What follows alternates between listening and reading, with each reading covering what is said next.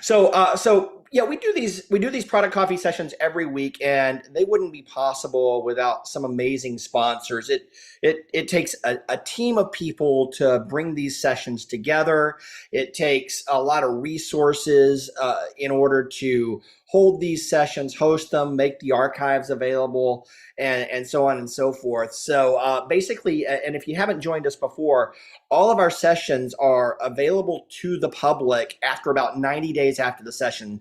And if you're a Product Coffee Premium member, which we can talk about in just a moment, you get access to all those sessions immediately after the session. We'll literally have an archive on YouTube that will go into our archive for Product Coffee Premium members as soon as the session ends today.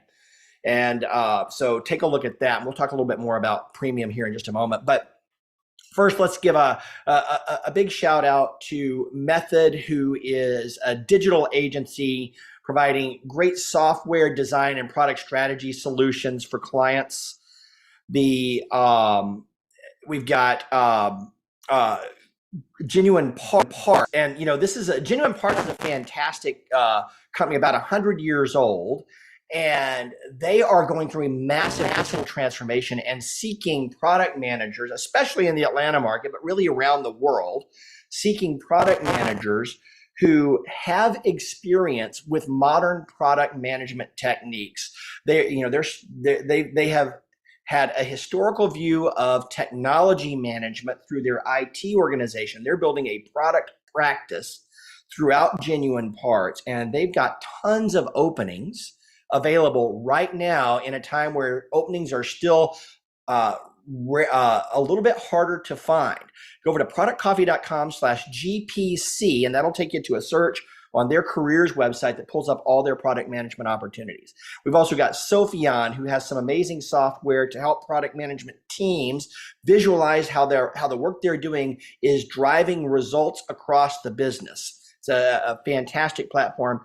And Product Management University, for those of you who are really looking to grow your skills and education in the product management craft, John Mansour has been a long-time product management executive, coach, trainer, and consultant. He was really I call him really the godfather of the Atlanta product management community, really put that in place years and years ago. I get a lot of credit for a lot of things that John Mansour started, and he's been a big part of this from the day one. And I want to, and so check out productmanagementuniversity.com to take a look at their courses, and Feature Upvote, who powers our ideas forum at productcoffee.com/ideas, where you can give Holly suggestions for the types of things that you'd like to see here on Product Coffee and vote on other people's suggestion. So there we go. So with that being said, let's move on.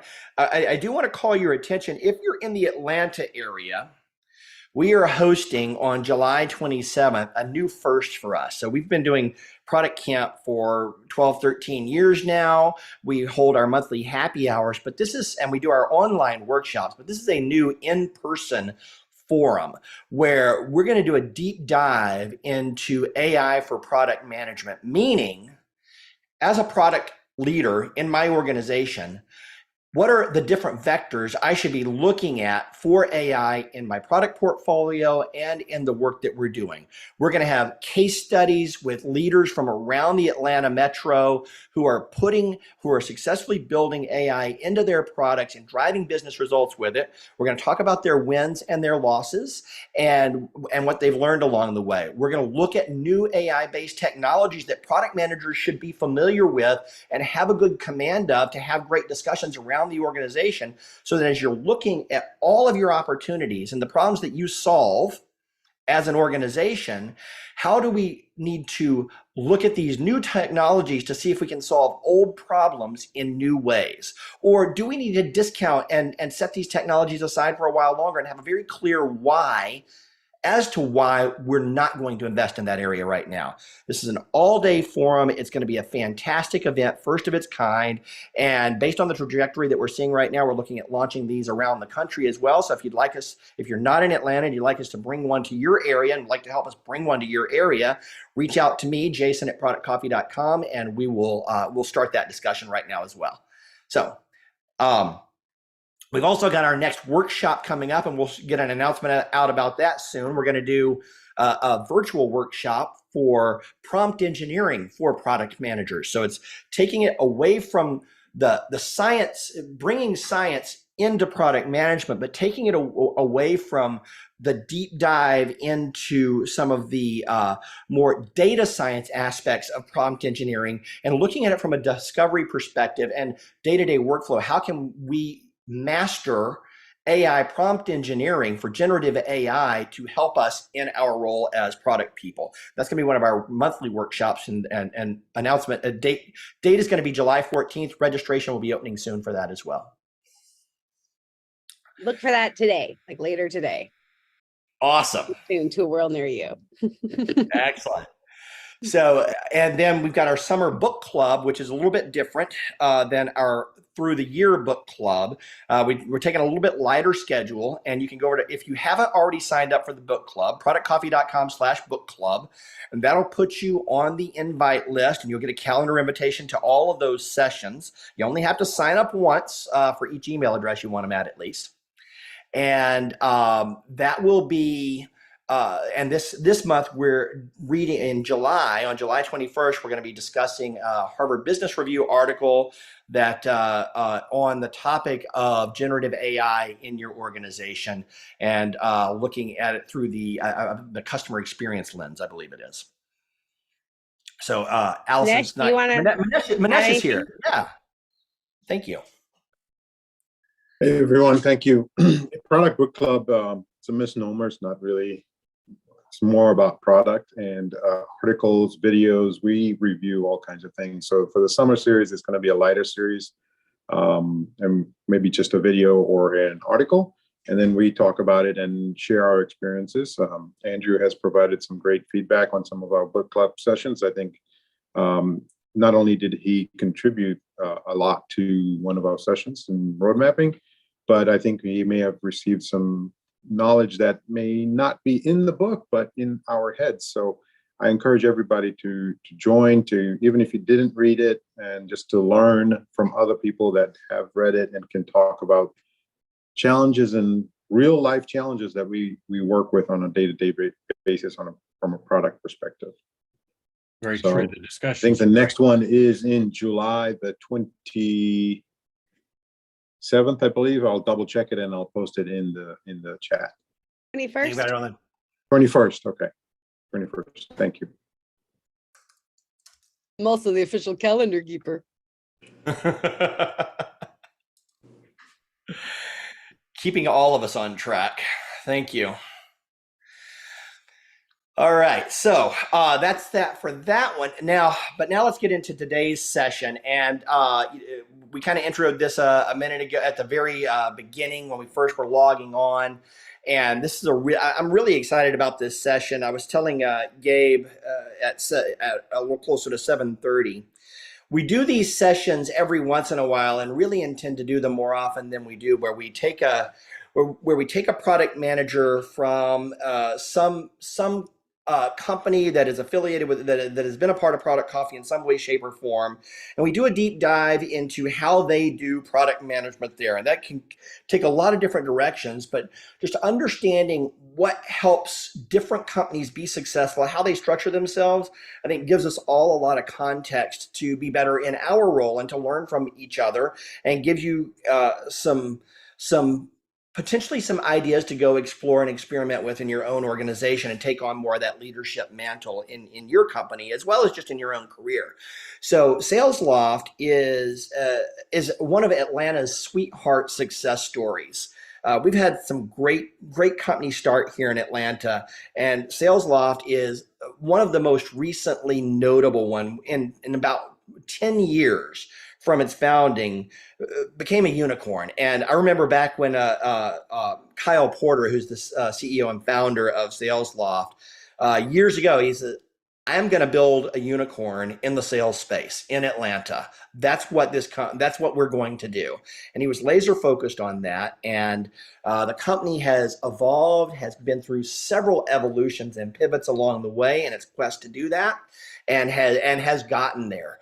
And they've also got a really powerful, broad product management practice that has implemented a lot of practices from older companies and newer companies to create a really effective approach to thinking about product management in the organization. So Gabe's been plugged into Product Coffee for a long time. We've invited him to come tell us a little bit about that.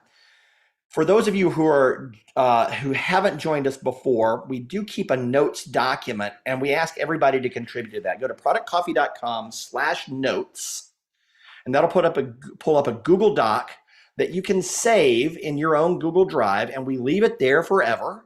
So you'll always have access to the notes from today's session, but we find that when we have multiple people collaborating on that notes, we grab more questions and more insights, and everybody benefits more from this shared notes document. So go over to productcoffee.com/notes, join us in the notes document, drop your LinkedIn information in there as well, so make it easier for people to connect with you, and then hit the star button to save it in your own Google Drive or your own G Suite, or just save a bookmark link to it if that's what you need to do. I'm going to give a little plug real quick for the notes, Yes. because they're also on the resources page. If you go back to past sessions, we keep the pages, right? They're on the website. They're no longer on the next coming events tiles, but the pages are still there. And Jason does a great job in the team of going back and actually putting whatever resources we bring up in the session or things the speakers submit after. If Gabe shared something, we would go back and list that. I was going through just randomly myself looking for something the other day and found some old pages and like dived into the notes document, and it was actually really, I was like, oh man, I need to come back and read this. Like, I didn't come to this session. This is really good stuff. So just saying, it's super valuable. Like, sometimes it's maybe like, oh God, we gotta take notes, but it actually is really beneficial. So just little plug for the notes there. Thank you, Holly. All right, so I think that's all the ado that we're going to have this morning. So without any further ado, let's jump over and welcome Gabe to Product Coffee. Hi, Gabe. How are you? Hey, good morning. I'm doing well. All right. Hey, so I want to start off with just give everybody a little bit of background on who you are, and maybe because Salesloft has been through a few evolutions along the way, would you tell everybody here, and I think not everybody here is necessarily even familiar with Salesloft. So I Atlanta, you're a big success story, but not everybody knows you. So why don't you tell us a little bit about who Salesloft is and how you define the company today? Yeah, we are, so we're a technology company based in Atlanta, and we build, we participate in the sales engagement market. And we sell a sales engagement platform that is used by sales teams all around the globe to essentially better engage with their buyers. And the use cases vary. We have product, the product that people probably recognize the most is our Cadence product, which has traditionally been used by SDRs or BDRs to organize and execute outbound prospecting campaigns. But we also have other products like our conversations product that can record and provide reps with insights. It can be used for coaching after the fact. We have a coaching product and forecasting. So it's a suite of integrated products on the platform for sales teams to use to basically meet and exceed their goals. Very good. Thank you. And then your role there, you're a product management leader there at Salesloft as well, and you've actually got a pretty extensive background in product management as well. So as we're kind of rolling into this, would you mind doing a little segment that we call "How I Got Into Product Management" and tell us a little bit about your journey into product management and what got you to where you are today? Yeah, I think like a lot of people, I kind of fell into it. I over 10 years ago at this point, but I was working at um, another startup, it was a process automation startup, and I was an implementation consultant there. Had been doing that for some time, and honestly, I didn't even know what product management was, but I had gotten an opportunity to work with the engineering team and like the only PM we had at the time at that company on solutioning some things. Um, and I was talking to a manager one day and telling him like, hey, I'm sort of burned out on this, but I really enjoyed doing this and that. And he was sort of like, well, dude, that's a job and it's called product management. And so it was a little bit of like right place at the right time. And so at the time, they transitioned me into like a product owner role essentially. And so that was sort of my formal introduction to product. I spent, and that was like a workflow and automation platform is what we sold at that company. From there, I moved on to eventually joined Cardlytics, which is another Atlanta-based like fintech. Not a startup anymore. They're public and since, but was there for a couple of years, and then joined Salesloft 2 years ago, almost like to the date. Wow. Yeah. Has only been 2 years. Wow. You seem Yeah. like you kind of have been there forever, but you're right. Wow. That's cool. Yeah. Because it was back I during met kind of, Gabe at it was in the Product middle of Camp. the pandemic. He was not at Salesloft. Yeah. Yep. Yeah. And so I don't know, I think my journey has been like interesting. At PMG, which is the startup I was mentioning originally, I was your typical like kind of core product manager. At Cardlytics, I was on a data team, so I was more in like a data PM role. I joined Salesloft as a technical PM, working on one of our platform teams, but now have since transitioned, and now I'm on one of our workflow teams here, sort of in your more, I don't know, typical PM role. Yep. All right. Cool. Cool. So thank you. So let's dig into how Salesloft does product management in the first place, and would love to start with every product management organization is structured a little bit differently. So let's talk a little bit about the structure and how you're organized, what different roles and types of product managers you have, and kind of how you're structured from a management perspective as well, and a teaming perspective. Can you tell me a little bit about that? Yeah, so we the product org itself, I guess I'll start like high level and maybe get into like a team. The team is structured based on like we call them surface areas, product areas, right? So we call them pods, but we have a pod is a group of teams, right? Typically with a leader leading each of those pods, and then PMs leading teams underneath those. And so today we break those out based on surface area. So we have, like, I am a member of our workflow pod, which oversees our Cadence product, things like our automation rules, anything sort of related to user workflow. But then we have other teams like Nora, who's is on our channels pod. And so her and the PMs that are on that pod are focused on building solutions for the different channels that a sales rep may engage with a buyer on. And so those are products like our dialer that reps use to make calls, email, and so on. So yeah, at a high level, the teams are structured in those pods, and those are based on the different product areas that we have. That gives us, like, I guess, full ownership over the problem area. And then I guess going like a level down, if we talk about like how an individual team, like how my team is structured, for example, it's sort of I guess it's not typical because I've worked places where it's not like this, but it's sort of what you read. It's like supposed to be Mhm. typical, but we have sort of have the like, every team has a product manager, a designer, and an engineering manager, and then a group of, a few engineers alongside with that. And I'll stop there, but I can kind of keep going if you would like. I think one of the things that even that pod structure is there a one-to-one relationship between product managers and pods, or is there kind of is there a tiered uh, product management subgroup within those pods? What does that look like? Yeah, no, there's a one-to-one, so we don't have PMs that are like a member of different pods. Mhm.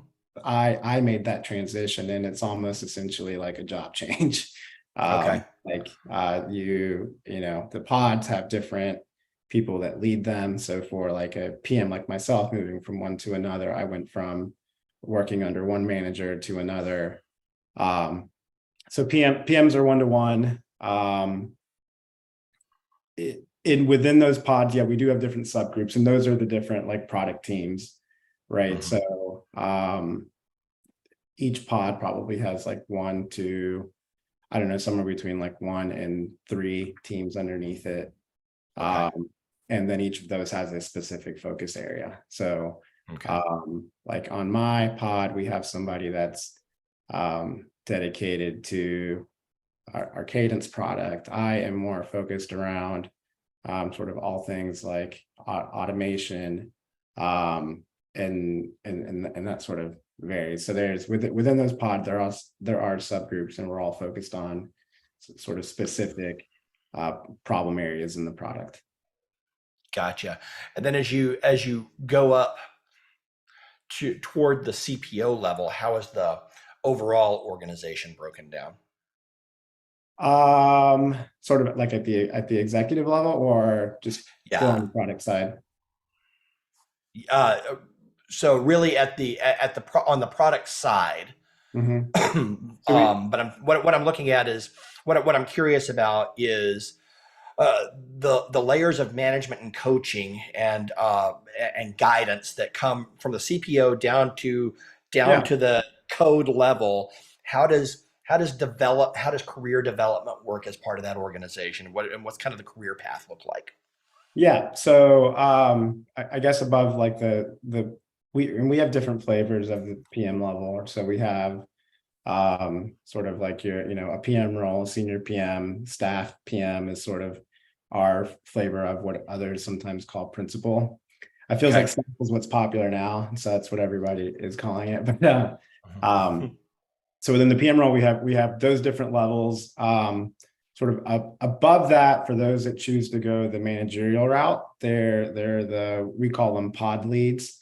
But it's essentially like a manager of product management, and they are the leaders responsible for overseeing, I guess, like a larger strategic area. And then above that, we have essentially our SVP, who's the head of product, that manages all of the leaders and sort of sets strategy at even like a slightly higher level. And then above him is our chief product officer, who obviously is sort of in oversees strategy at the highest level that we have at the company. In tandem, we do have like engineering is obviously alongside that, right? So we have like a head of engineering, a chief technology officer, and so on, that sort of work. They're in tandem. They're not part of like the product org necessarily. Like they don't report Gotcha. to the product, obviously, but they fall under the big product umbrella. Cool. Right. So let's talk a little bit. So thank you. That's a helpful backdrop. Let's talk a little bit about some of the activity, some of the, but you've been through several product organizations, so you've seen product management done a lot of different ways. So if you think about the beginning to end of a product life cycle at Salesloft, tell me a little bit about what that looks like, all the way from ideation to launch. And Rhythm's a great example, but you can take anything that you want. But from ideation to launch, tell me about what the product life cycle looks and feels like at Salesloft. Yeah. So I think I can't like I would get in trouble if I don't Don't start do that. with talking about the customer. That's sort of like, for us, it truly is like where it all starts. I think I wrote it down because there's like a quote that we get like put into our like basically beat into our heads constantly. It's whoever gets closer to the customer wins, right? So for us, when it comes to like ideation or roadmap or whatever, it always starts with the customer. And so we, like, a lot of our time is spent engaging with and learning from customers. And we have like a number of different systems in place to get that feedback. So we respond to NPS and like CSAT surveys. It's kind of funny sometimes, like sometimes people leave those like off the cuff, right? And like, I think we're lucky that overall, like our users really do love our product, but occasionally you catch someone on a bad day and something loaded too slow. And so sometimes it's funny, they'll leave, but we do respond. And so sometimes it's fun to be like, hey, we noticed you said like would you mind like talking through it so we can learn more? But we do. We respond to CSAT surveys. We occasionally will go through like a customer chartering exercise where we revisit like the personas we've set up and kind of review like the jobs to be done and things that we've identified. And I don't know, beyond that, like we do betas, and so there's early access, and so there's just a lot of for us, it all starts with like meeting, learning from and meeting with customers. There's really like there's no replacement for actually getting on a Zoom or talking to somebody, watching and learning from your customers. So for us, the process sort of always starts there, right? Meeting and sort of doing a bit of like problem discovery, essentially, right? Yeah. From there, well, I guess I'll stop. Are there any questions on anything related to that, or should I can keep going?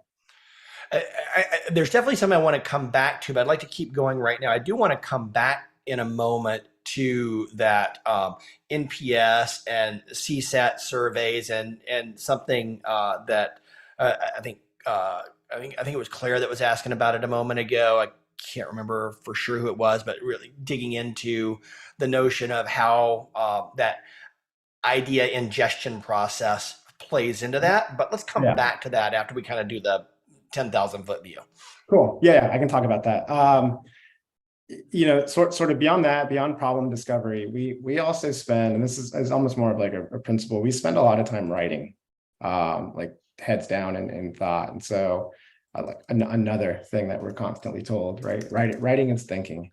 And so you don't truly understand a problem, or you don't truly understand the solution. And if you can't write it down, you probably don't understand it at the level that you think you do, right? And I think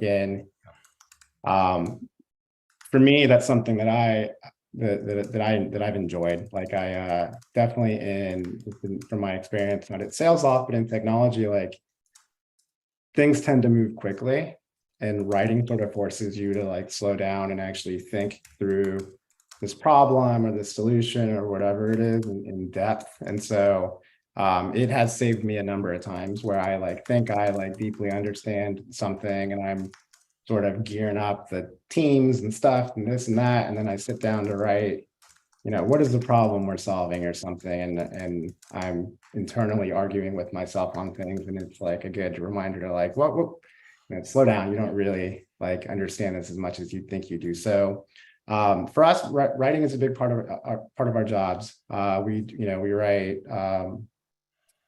strategy docs, product requirement docs. We have these product briefs that we use to collaborate with like the other teams in the organization around like go-to-market initiatives and such.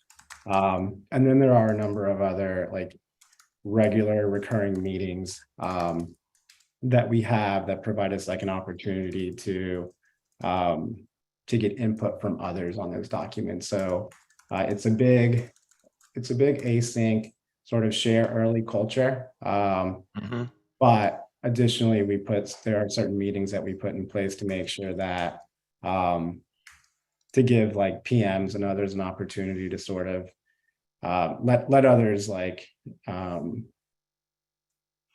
read it and respond to it, but also talk through things. And so those are really helpful. And those usually have like a variety of like stakeholders.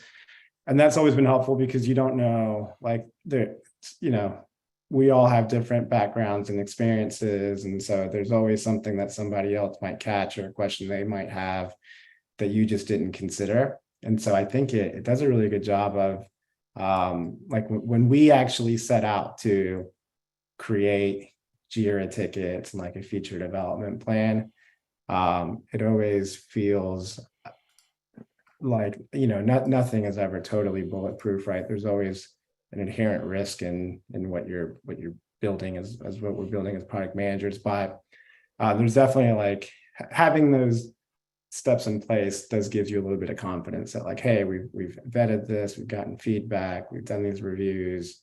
And those are things like they sound like they take a long time. They don't. Like it doesn't slow us down at all. We move as fast as any other organization, if not faster. But it's sort of just like product hygiene. And it takes discipline to do, but I think overall the end result is of a higher quality.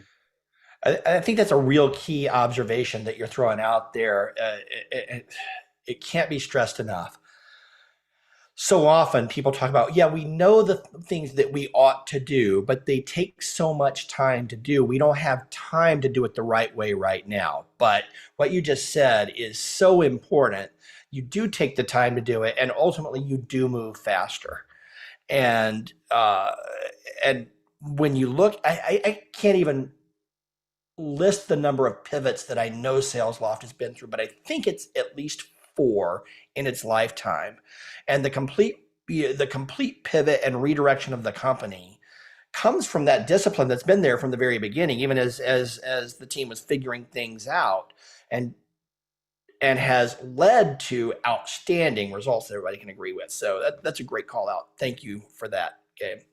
Yeah, there are a few things like that. We all like it. It's when I remember interviewing at Salesloft, and we do this like core values interview, and I think that core values are one of those things that always get brought up at different companies. And one thing that's been super interesting in my time here is that they truly do get embedded in like everything that we do. And like, starting with the customer is sort of like one of them. So it's this stuff helps. I saw Nora puts like, if we don't have time equals it's not a priority, and it's true. Yep, absolutely. So let's see. Let's talk a little bit. Let's talk a little bit about how you take in. And I want to go back a little bit to the idea ingestion, but also from the larger scale. You talked about NPS surveys. You talked about CSAT studies. But I also know that you're a very data-driven company. So I'd really be interested to understand what kind of your key sources of inputs are and how they make their way into ideas that get explored. Yeah. So we get, I guess we ingest, like we get input from like many of you from like everywhere, sort of, right? So there are there's NPS and CSAT, which I've mentioned. Those are in-app things that users are prompted with occasionally. We have in-app product feedback as well. So we have a way for users to actually provide like more specific free text feedback on a feature or something they're experiencing. Beyond that, we obviously get feedback through our support team and the support site. So a lot of that stuff actually comes through from Salesforce. We have when we do customer interviews, those also get logged. And then those are probably that's what I can think of offhand. All of that stuff eventually makes its way. We use product board, so there's some automation that happens behind the scenes, but for the PMs it's super convenient because all that stuff eventually makes its way into product board as insights that we're able to kind of review, leave notes on, and associate with features that are in like a problem discovery or potentially under consideration. And ultimately that's easy. That is helpful because it helps us prioritize in the end, right? Like if I'm really on the fence about maybe considering moving forward with A or B, but I see we've got just like, feedback around this, I may be more likely to tackle this problem versus the other one. Gotcha. So, And I'll add in the Salesforce bit also helps us tie it to revenue as well. So there's different levers, right, that we kind of look at when we're deciding what to work on. And so it is for us, for me, it's been super convenient sort of having everything kind of pushed into a single location that I can browse and see.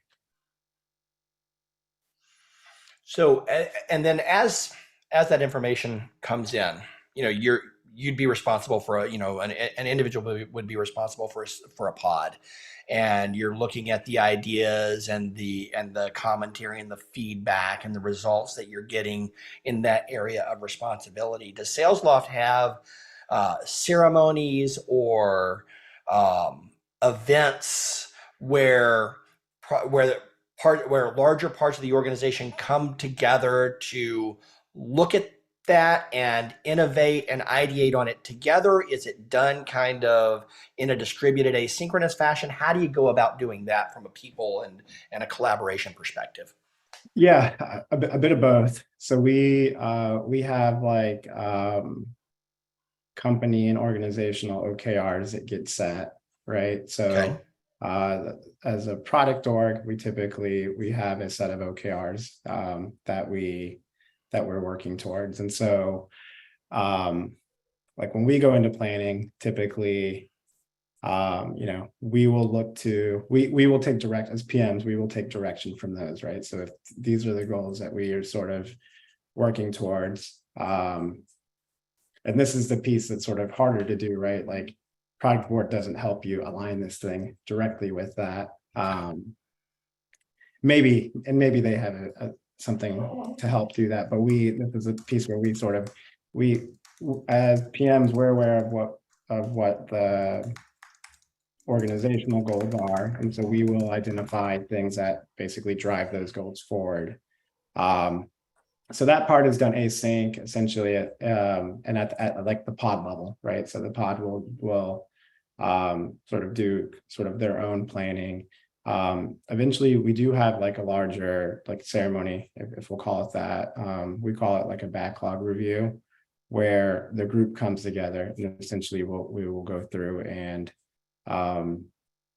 group by group talk through like to deliver on this, where we're doing discovery on this, where this is in problem discovery, this is in solution discovery, but we'll essentially each PM gets an opportunity to go and shares their roadmap and kind of what they are thinking, and it gives the others in the organization an opportunity to give some feedback. So sometimes it's are you sure that's the right thing, or I see you have both of those, like maybe I would time box this and really focus your efforts on that. So it gives us a chance to get feedback like that from others.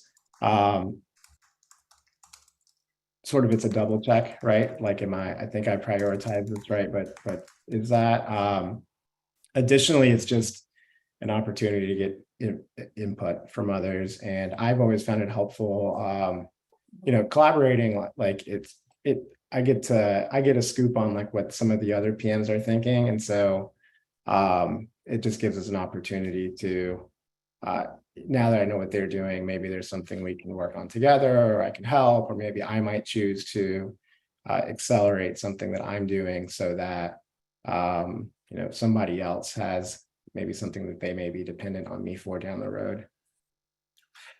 And those backlog reviews and those kind of collaboration moments, you said it's kind of continuously. Is there a cadence to them? Is there a scheduled event, or is it a more of a, hey, I'm done with something, I want to share it now? It's the backlog review is a quarterly thing.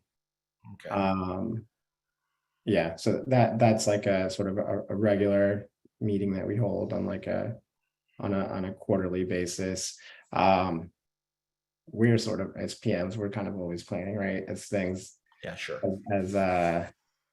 as things change or as things are completed, I feel like that's just the constant shuffle that I'm in. Like I finish planning and then I start planning almost right away again, right? Like, Yep. but the larger ceremonies are held on like, we do quarterly planning, and then we do like a mid-year review as well, just to make sure that we're, that as the world has shifted and things have changed around us, that we're still working on the right things.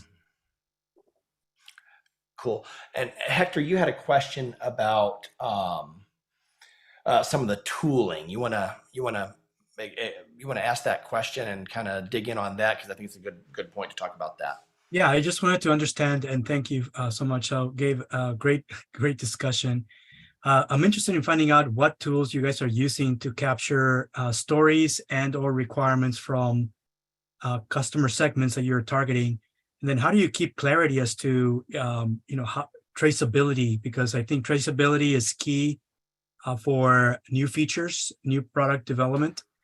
And then how does that information get shared among the different product managers that own specific apps or features within your suite of application? And what does that process look like for prioritizing the right things that get committed for actual design and development?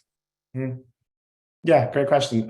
So we I guess we use two tools primarily to drive like product development. We use Product Board, and then we use Jira. And Jira is really more engineering focused, right? It's where we actually break out the work and tickets and things that will actually get completed. Product Board is usually where PM is where we start. So if I have like a certain feature that's under consideration, and as we are doing these like backlog reviews and meetings, all of that stuff is happening in Product Board. So that is, I always enjoy when I don't have to put a presentation together for something. And so the fact that we actually, we make an effort to make sure that Product Board always has, reflects like target dates and has links to everything. And then when we get on those meetings, we're literally sharing like the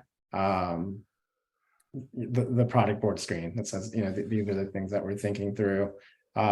And luckily all that stuff, it's integrated and connected to Jira. And so we can do the two, but essentially from a PM perspective, as we are planning and the way that we communicate to PMs and like where I go to see what others are up to or thinking is always in Product Board. We also use it to collaborate with like our go-to-market counterparts. So we have like launch dashboards and things set up. So our product marketing counterparts can they know what's coming down and what they should start, what we need to be collaborating on. Support like enablement and others also have access to it. And so it gives them a view into where we're headed, so they can they can ask questions, but probably more importantly, it's just so they know ahead of time sort of what we're working on and what we're thinking, and they can think about how that might impact their workload. And are you using any AI-powered story we're not yet. We actually right now are in we're doing some exploration where we are, and I haven't got an opportunity to try this myself, but we are doing,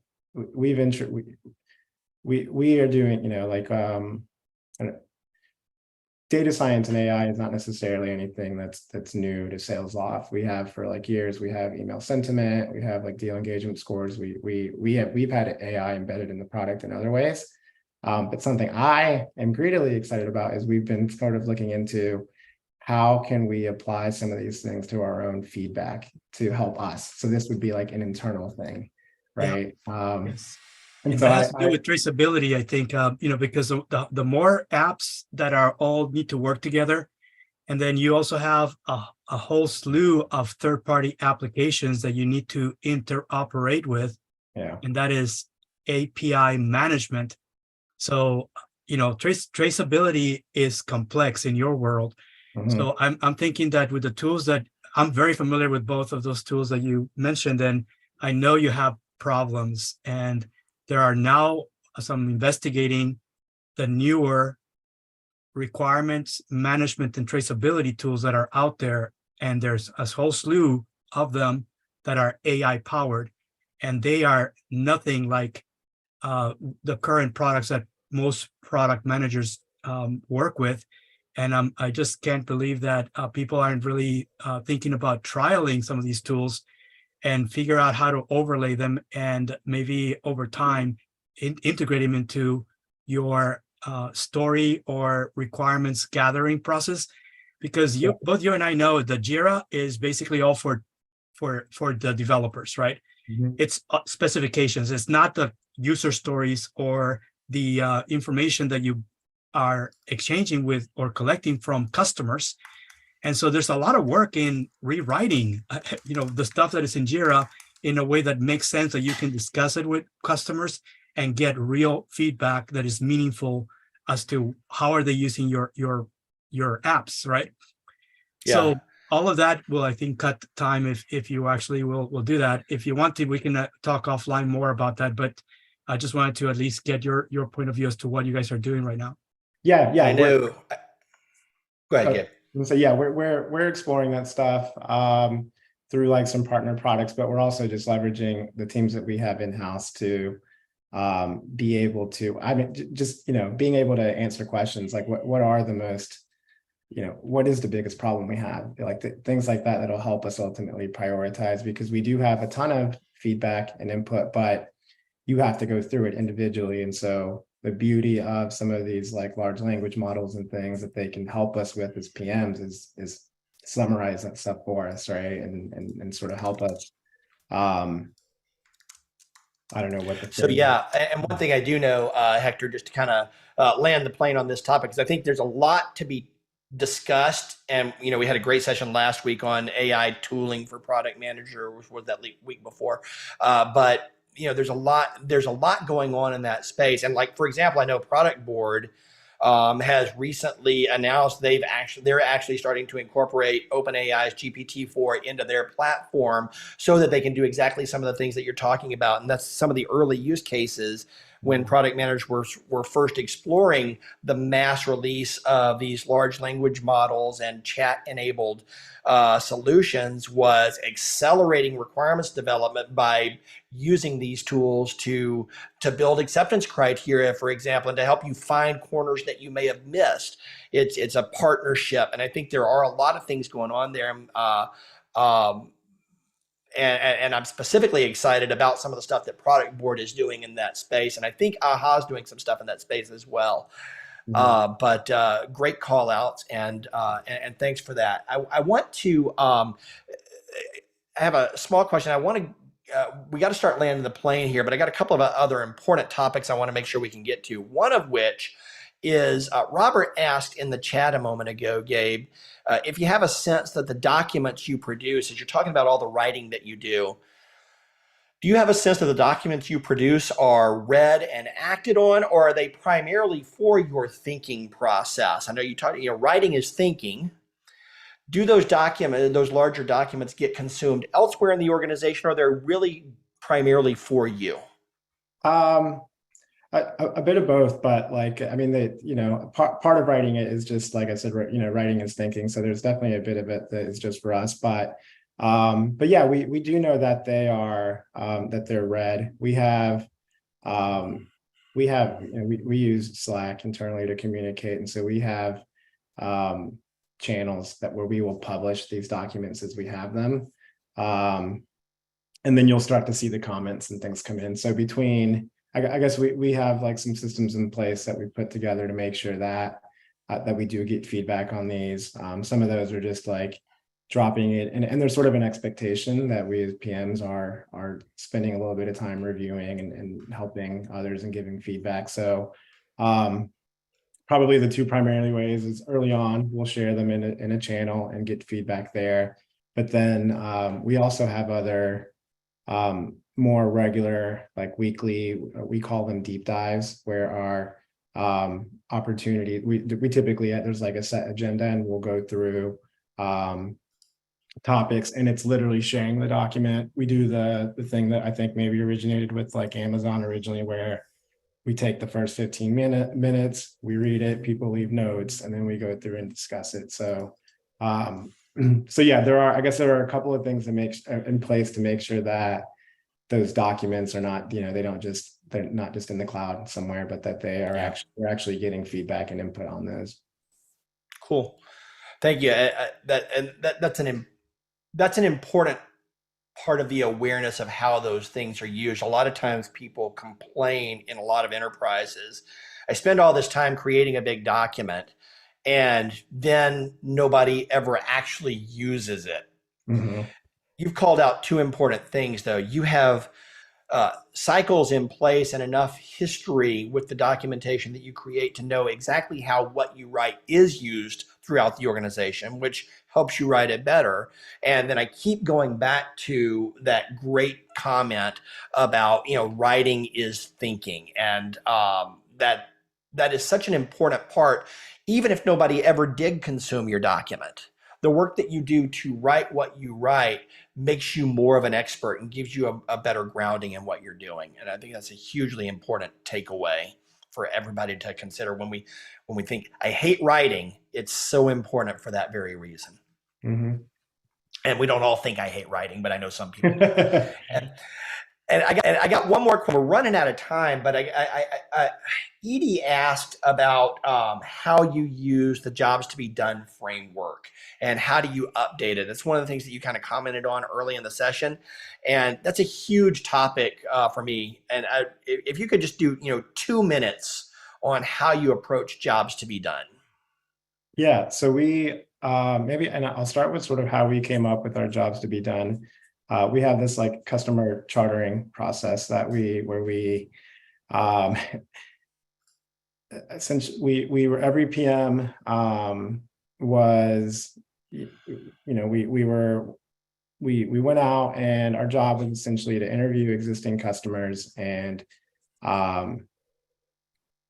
sort of there was like a specific set of questions that we were asking but all in all, to help us get to the root of like what are the actual jobs that we're helping with, right? What are the jobs that our users are doing? And so and then we use them as we're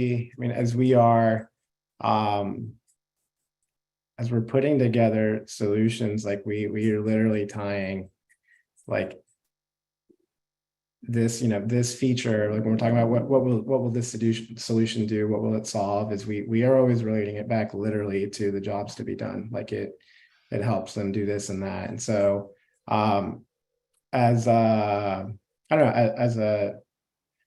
PM, it's just we sort of use it throughout, even when I'm thinking through like prioritizing upcoming work and features and things, like we incorporate them throughout the process. But probably most where they have the biggest impact is as we are solutioning, where we're sort of always going back to, is this solution that we're describing, does it actually help them? Does it make this easier? Does it make this faster? So in we have like templates that we usually start with for requirements, documents, briefs, and things like that. I'm sure everybody does, but we have like a specific section in there where we call out like the jobs to be done and how does this influence that. And so it's just I guess we use them as, it's always something we come back to, and how does it do that? And it reinforces the solution, I guess, in that way. Excellent. Thank you. And I know we could probably talk for another, 15, 20, half an hour on that topic, but we are running out of time. Real quick question. Do you have a hard stop at 9 this morning? I don't. I can go a little longer. Okay, great. So I know a lot of people are going to have to drop off at 9. So I want to thank everybody who's been here, but we have one topic that we didn't get to yet, and I'd really like to do it. If you have to drop at 9, if you're a Product Coffee Premium member, and you can go to productcoffee.com/premium to find out about that. The recording for this session will be available literally about 5 minutes after we get off the call today. So if you missed the end of it, feel free to jump in. You can get a free trial of Premium, and would love to have you. If you get that free trial, you'll be able to get access to this session. If you like what you see, you can stick around. Our price is going up. It's $249 a year. Most companies will allow you to expense it as a professional education expense, and we can help you make that happen if you'd like to do that. We'll have that available for you in a few minutes, but I would like to get into this session, and we'll keep the live stream going. If you're on the live stream, you can continue to watch that. But one of the things that I really wanted to dig into is understanding Rhythm, the new product that you guys just launched, and some of the ways that you're looking at AI at Salesloft specifically, and how that's worked into your product exploration process. So it's a big, broad topic, but tell me a little bit about Rhythm from your perspective, at least to get started. Let's just start with Rhythm and what it is. Yeah, so Rhythm is our new revenue workflow platform, and within Rhythm we leverage AI as well as like third party, we call them signals, to basically help prioritize a seller's day. So it's something I wish I had on the product side, right? I always have like a to-do list of things that I think I need to get done. And so with Rhythm, we based on buyer engagement and just activity in third-party systems, we're able to essentially prioritize a buyer's day and recommend sort of the next best action based on the likelihood that that based on that buyer's engagement and the likelihood for them to convert.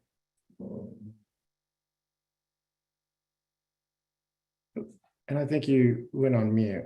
Oh yeah, and how did and so let's go back to your ideation process and a little bit of what and I saw Nora had to drop as well, but what about the evolution,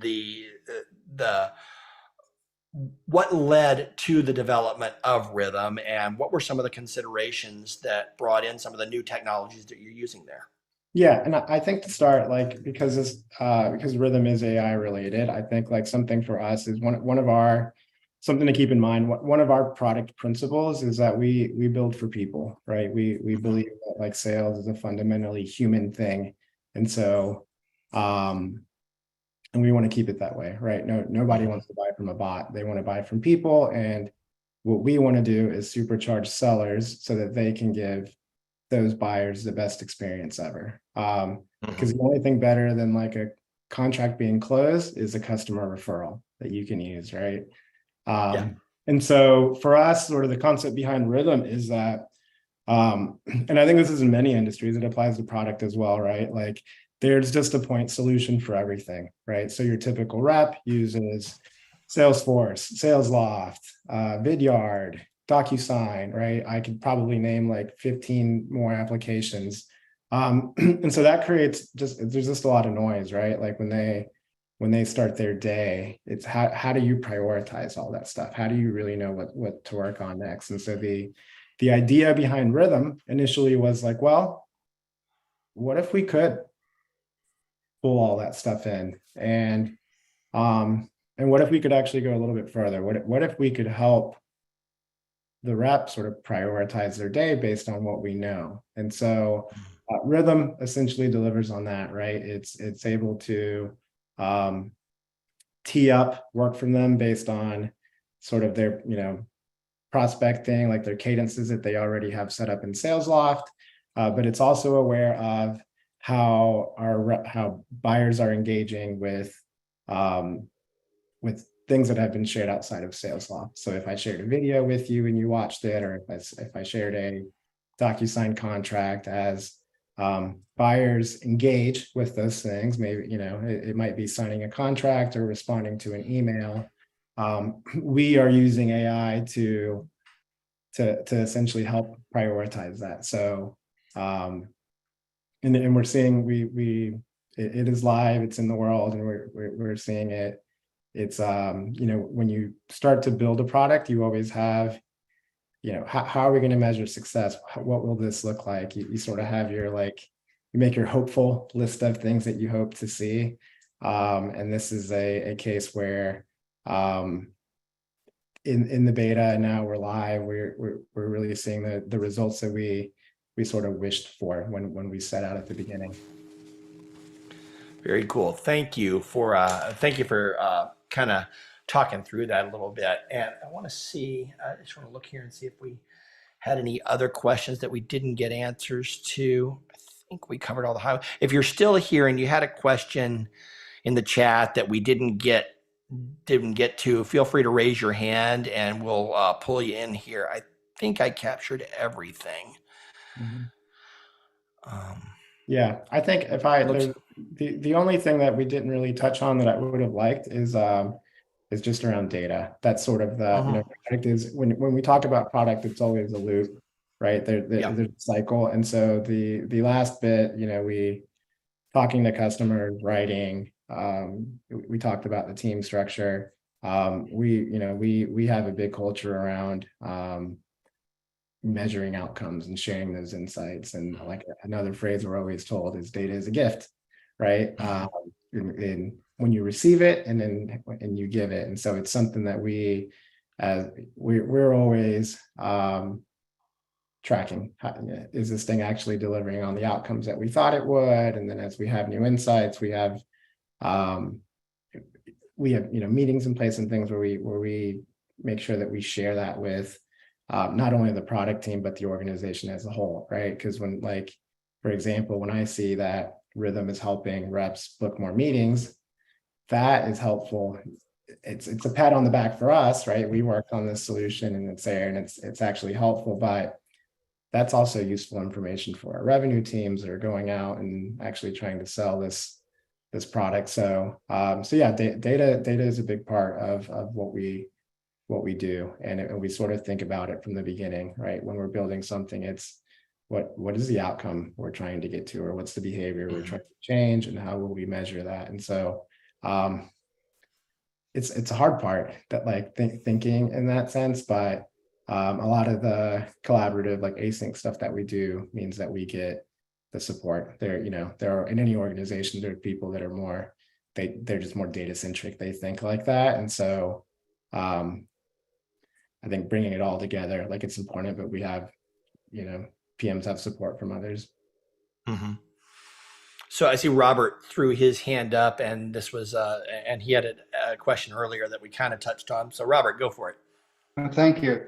It's great. This is really good to hear, to understand how it works. And, it dovetails with what my understanding of best practices are. It's good to see your success with it. There's a recent article that came out. It's worth digging into. There's a headline that's saying that Airbnb fired all their product managers, and it's a catch me phrase, but in actual fact, it's a really interesting analysis, because what they did is they didn't actually so much fire them as they said, you got to stop producing features and features and features and features and features. You got to deliver value, right? And it's sort of like what Apple did as well, the way Apple thinks. I'm just wondering if you've got any, like, actually, I really recommend people Google that particular bit of analysis. Anyway, I'm just wondering how you sort of balance that, make sure you're delivering value as opposed to simply lots and lots of features. Yeah. Yeah, I've actually been reading up on that as well. I think in it kind of back to writing, like as we approach a solution, from the start, we're like, what is it? Who is it for? What problem is it solving? And then we force ourselves, even in some of our requirements, we do like a day in the life where, like, as a PM, I need to think through, like, if what was my day like before this solution or this feature, and what was it like afterwards? And so we sort of inject a number of things like that make us think beyond the individual feature, but how does this actually, how does this thing provide some differentiated value outside of the feature sense? So I think certainly we do we start with essentially with the customer and the persona and who we're building for and what the problem is, and then let the sort of solution fall from that, as opposed to starting with the feature and then sort of working backwards. Yeah, that makes sense. Thank you. Excellent. I had a couple of others that went back. You said something a moment ago. I've got kind of two quick hit questions. One of them is from a visibility of priorities across the organization. Does Salesloft use, you mentioned OKRs specifically. Do you also use or have a notion of a North Star metric that kind of governs everything that Salesloft does? Is that a concept that you use? That's kind of a yes or no. And if so, can you share about it? So that's number one. Let's go to that one first. Yeah, I mean, we essentially,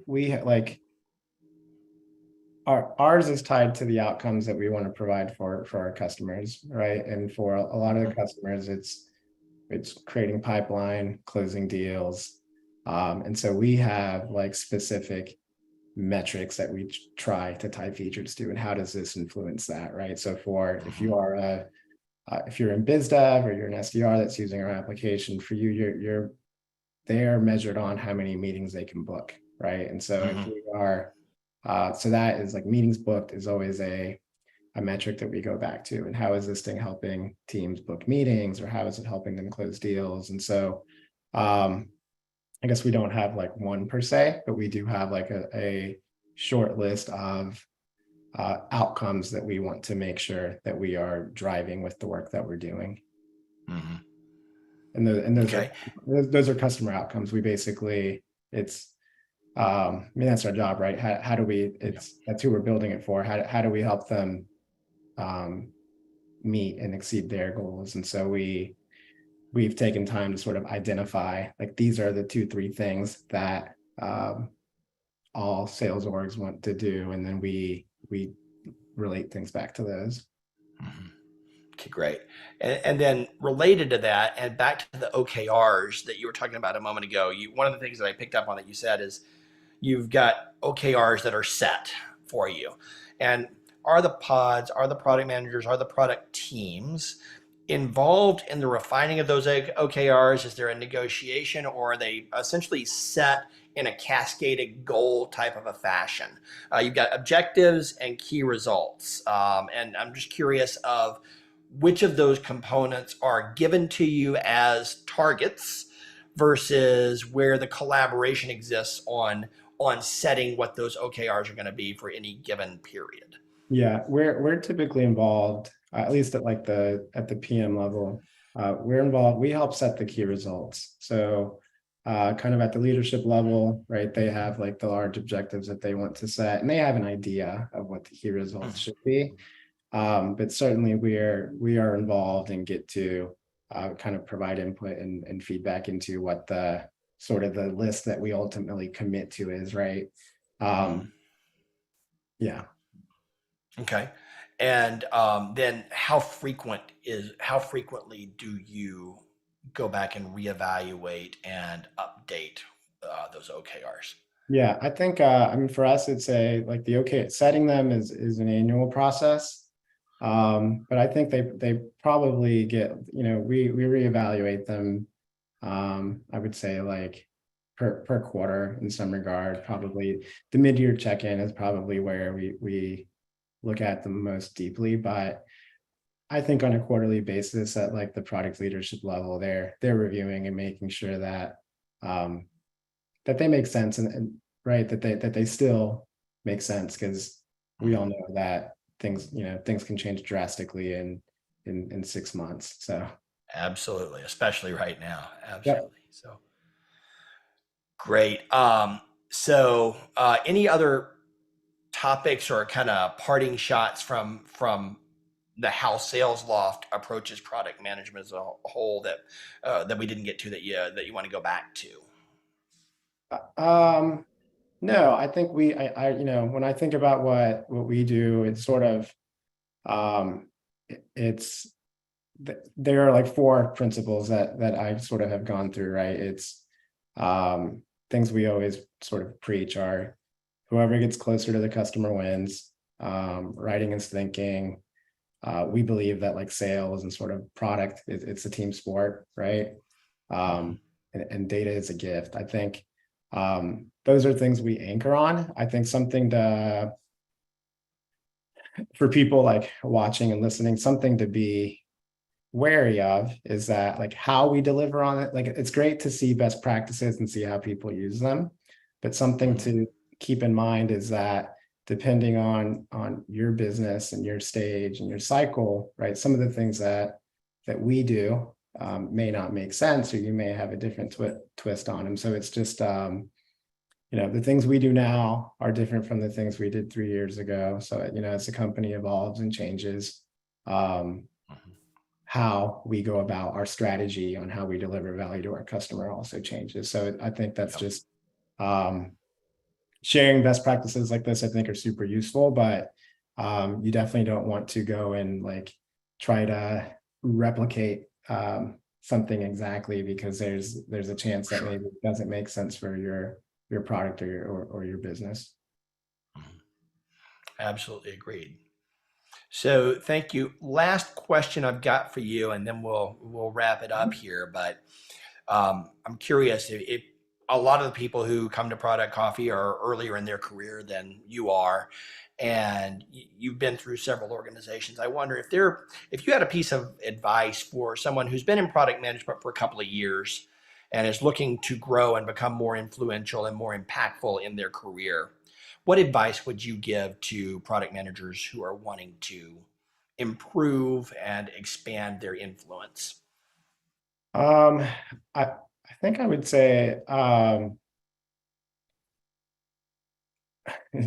was going to say doing stuff is sort of what was like coming to my head, which is not a great explanation. But I think just like being willing to, like, I think early on in my career, I was really focused on like getting really good at like at delivery. And if there were opportunities for me to volunteer or lead a thing or present on something, I sort of took the opportunity regardless of whether I felt like super comfortable or not doing it. Because I think, especially early on, those are the things, like getting a promotion. It's not, in some places it's total like meritocracy, but in a lot of places it's just like you need people to see that you are doing the work and be recognized. And so early on, like kind of what worked for me was just taking like opportunities as they presented themselves, like things from presenting at like at an all hands to running the weekly meeting for the team. So I sort of always took those opportunities as they came, and I think that they, especially early in your career, it's unlikely that you're going to be working on like the most impactful area of your product. And so just taking the opportunities as they present themselves, even if they push you or you're maybe a bit uncomfortable, is helpful, because you'll get opportunities to work with folks that are more experienced, to learn from them. And then ultimately those are the people that will vouch and are in your corner when it's time for you to, go after a promotion or something like that. Yep. Just All do right. it. Well, just somebody's trademarked that one, but it's still, you can use it. It's still English. All right. Thank you so much, Gabe. I'm so thankful that you could be here and go to the depth and spend the extra time with us that you did. For those out there watching on YouTube, and if you watch the recording later, I've sent you an invitation to our Slack group as well. Would love you to jump into the Product Coffee Premium Slack. So premium members, we can, if you're able to join us there, we can kind of carry this conversation on and dig in on some of the questions. And the recording for this will be available for premium members in a few minutes. And for everybody who's not a premium member or on a trial, it'll be out there on YouTube in about 90 days. So thank you so much for being here, my friend. It's great to see you. And we'll look forward to talking to you again real soon. Yeah, thanks for having me. Have a great day. I look forward to joining again soon. Yeah. Thanks, everybody. Have a great week, and we will see you week after next. No product coffee next week. Enjoy your holiday week. Take care.